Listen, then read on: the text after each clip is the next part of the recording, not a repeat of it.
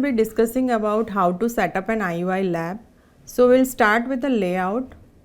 What are the essential things according to the law? So firstly, IUI lab is called an level 1 ART lab.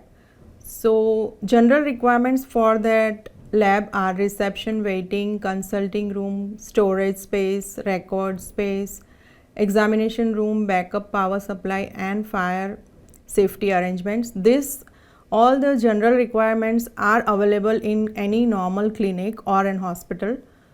In addition to that, if you want to start an IUI lab, now according to the new laws, you have to register for it, and the mandatory things in that hospital or a lab are like they should have an semen collection room, insemination room and embryology laboratory.